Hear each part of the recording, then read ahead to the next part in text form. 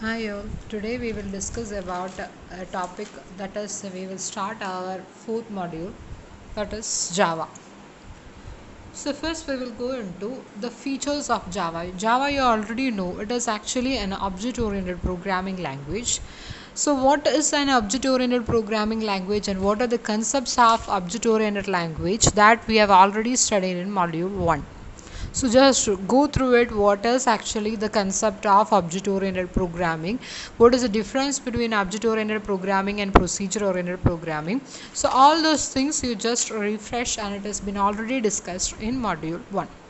So in this module we are mainly dealing with Java. What are the features of Java and what are the things that is there in Java and why Java is better than C++. Since both C++ and Java is actually following object oriented programming, but still I would say that Java is much more and is much more used nowadays as an object oriented language. So we will see what is actually the features of Java. So Java has a many features, that is like compile and interpreter, platform independent and portable, then robust and secure, distributed, simple, small as well as familiar. Then it is multi-threaded, it supports multi-threading as well as inheritance. Then high performance, dynamic and extensible and object oriented. So we are just dealing here the main features of Java, that is there are mainly 5 features of Java that is very important. So first we will go into detail about each of these features. So the first one is the compile and interpreted. So what is compilation and interpretation, that you already know. So C++ is compile, and then after that you will compile your program and you will run your program. But Java's different is that it is actually a computer language that has been using both compilation as well as interpretation. That is, Java is both compiled and interpreted language. That is, first what Java will do is it will convert your high level language to a bytecode. Directly it will not be converting into machine code.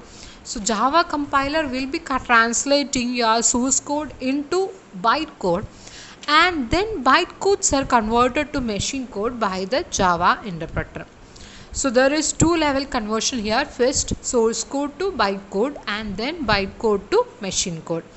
So that is how the things is happening. So here source code to bytecode conversion is done by the compiler, and the bytecode to machine code conversion will be done by the interpreter. So that is why this language is known as, it is actually supporting both compilation and interpretation. Then the next feature is it is platform independent and portable.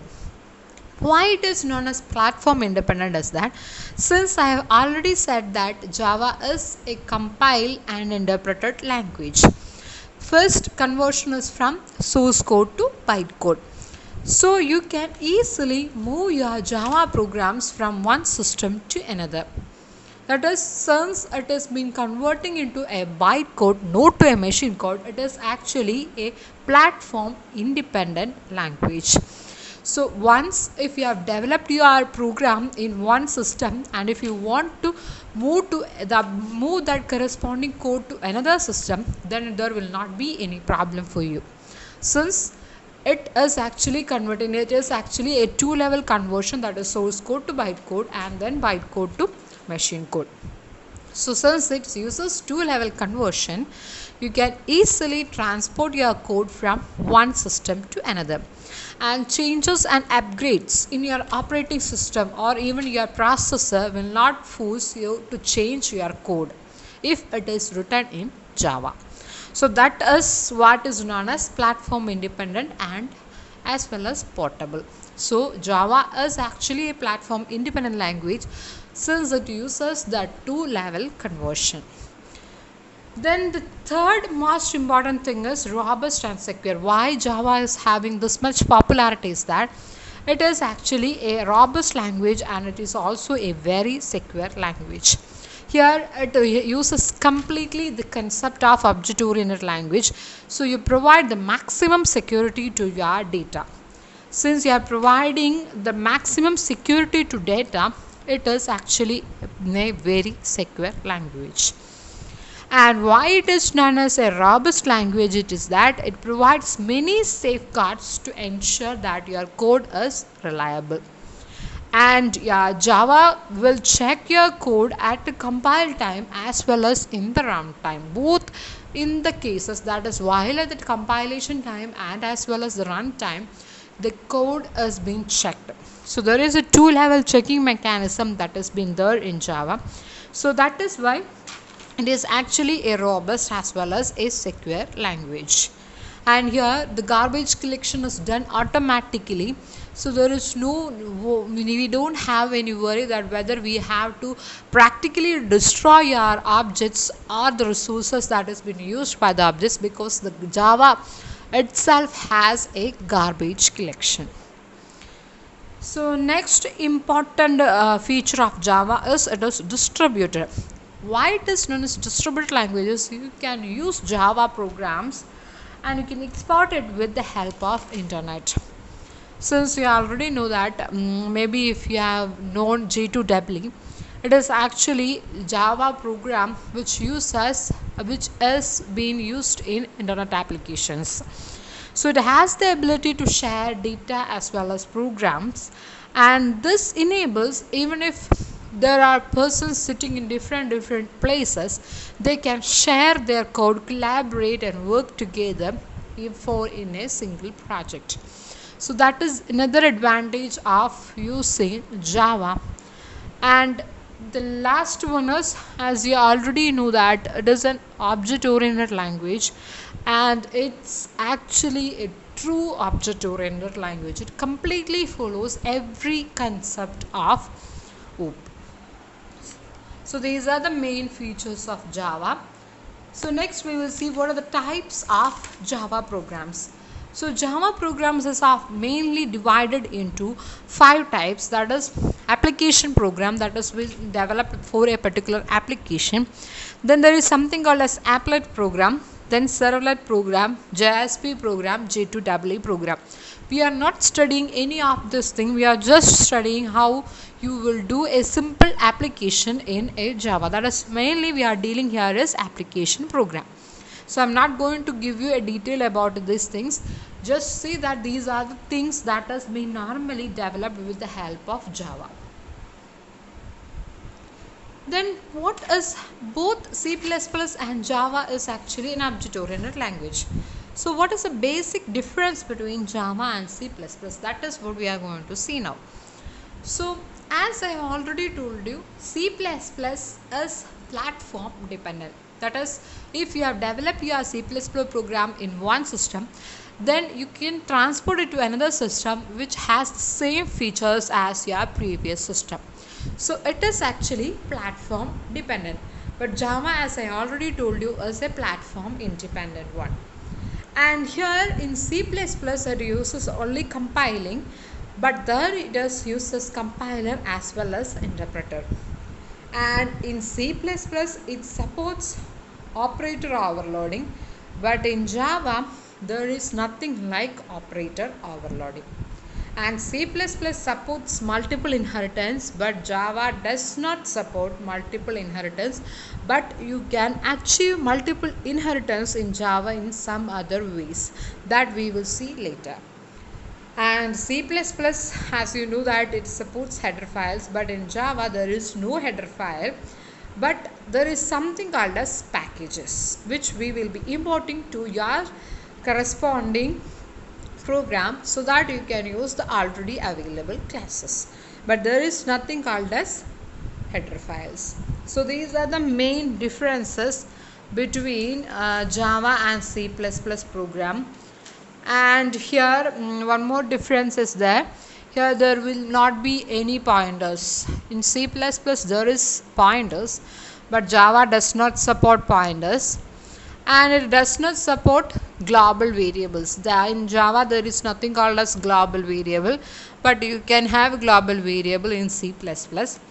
And as I already said, in C++ you have destructor function, but here you don't have a destructor function, but instead of that you have something called as a finalize function. So what the finalized function will do, that we will see later. So these are the main differences between your Java and C++. Then next we will move on to Java class and object. You already know how you will create a class. So since Java is also an object oriented programming language, its concept is based on objects. So whatever classes you will be creating, you have to use that class with the help of objects only. So basic form, your class definition remains the same even if it is C++ or it is Java. The basic class definition is the same.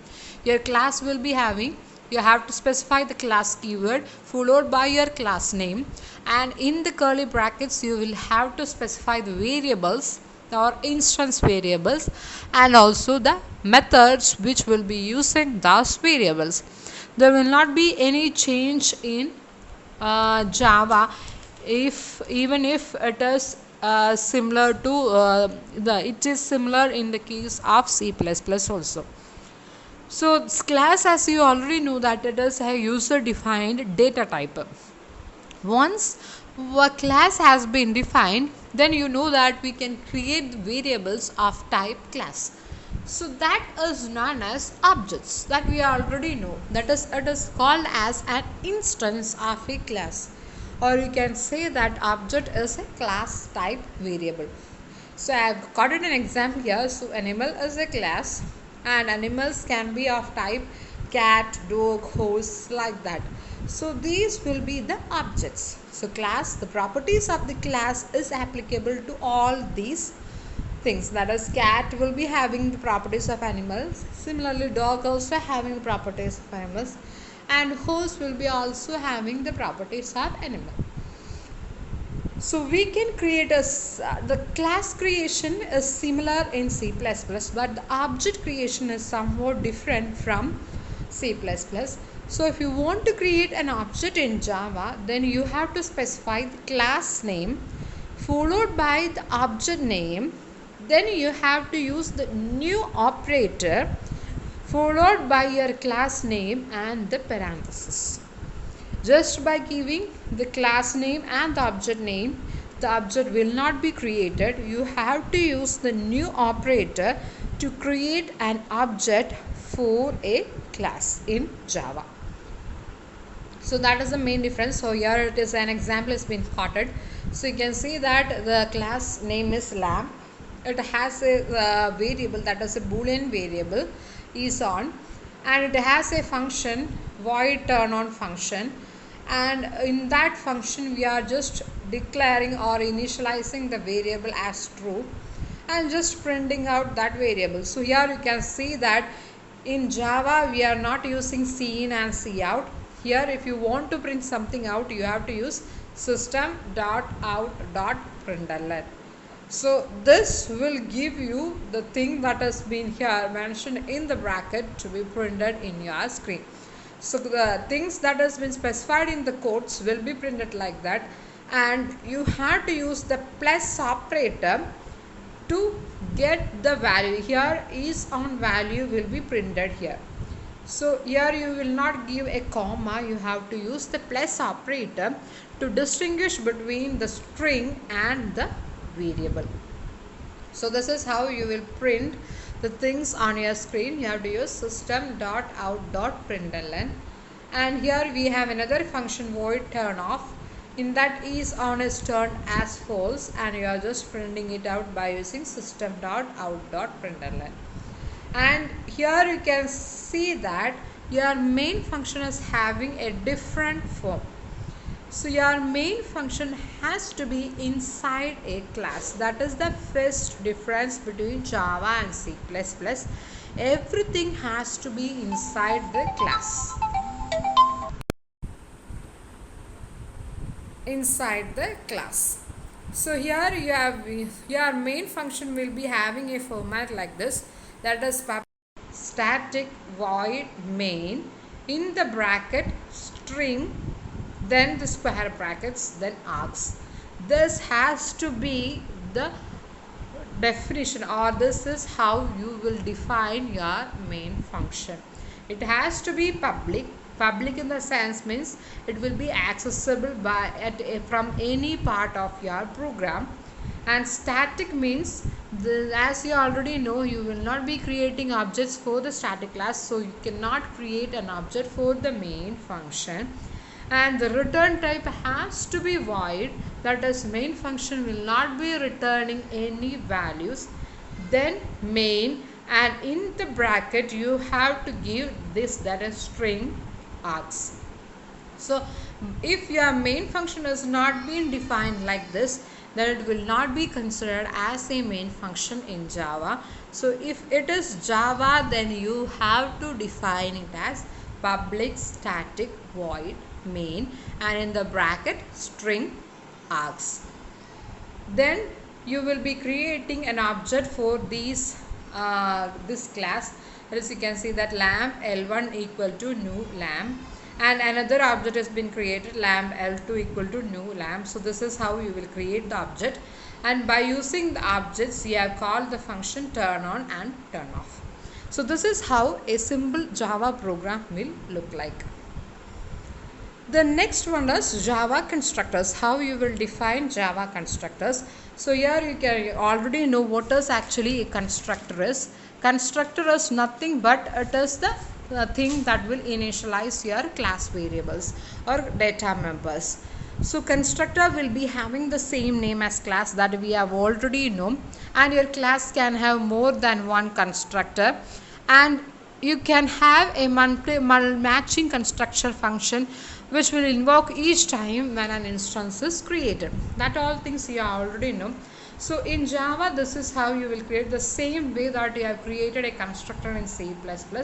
Here also in the same way your constructor will be of same name as your class. Then inside that you can initialize your class variable.